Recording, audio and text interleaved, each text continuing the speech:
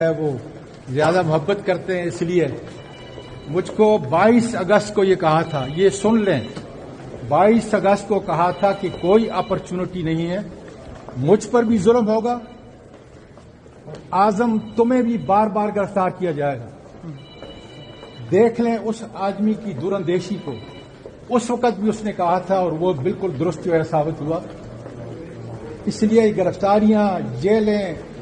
یہ حق کا راستہ نہیں روک سکتے۔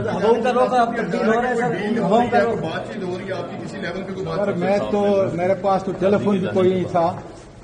اور یہ جو غیر قانونی طور پہ مجھ کو بند کیا گیا ریمانڈ کے اندر، اللہ کا شکر ہے کہ ہائی کورٹ نے اس کا سیٹسفائیڈ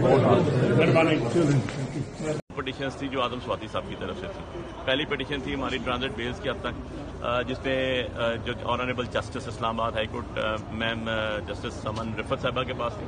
انہوں نے اس کو ایڈمٹ پہلے کر لیا تھا، مینٹینیبل بھی قرار دے دیا تھا۔ آج انہوں نے آفٹر آرگومنٹ ساری باتیں سن کے انہوں نے صبح اعظم سواتی صاحب کو 9 بجے کورٹ میں طلب کر لیا۔ دوسرا کیس ہمارا تھا جو اینٹی ٹیررسٹ کورٹ کے جج صاحب ریمانڈ پہ ریمانڈ دے رہے تھے، ایک کے بعد دوسرا، دوسرے کے بعد تیسرا، تیسرے کے بعد چوتھا، جو 7 تاریخ سے سلسلہ شروع ہوا اور ابھی تک چلتا آ رہا تھا یکم تک۔ اس کے اوپر جو ہے آنریبل اسلام آباد ہائی کورٹ کے ڈویژنل بینچ جناب میاں گل حسن اورنگزیب صاحب اور جسٹس ارباب طاہر صاحب نے جو ہے اس پہ آج کمپریہنسو آرگومنٹ سنے، اور اس کے بعد ان کا جو آرڈر تھے نیچے 7 پٹیشن میں ساری کی سارے سیٹ اسائڈ کر دیے، ان کو کل عدم قرار دے دیا، اور جتنے بھی یہ ریمانڈ دیا گیا تھا اعظم سواتی صاحب کا، ان سب کو انہوں نے غیر قانونی قرار دے دیا۔ اب یہ ہے کہ اعظم سواتی صاحب کسی بھی فزیکل ریمانڈ کسٹڈی میں تصور نہیں ہوں گے اور جوڈیشل کسٹڈی میں ہوں گے۔ انشاءاللہ ان کے ہم بیل بھی موو کر رہے ہیں، اور آپ دیکھیں گے بہت ان قریب انشاءاللہ عمران خان صاحب بھی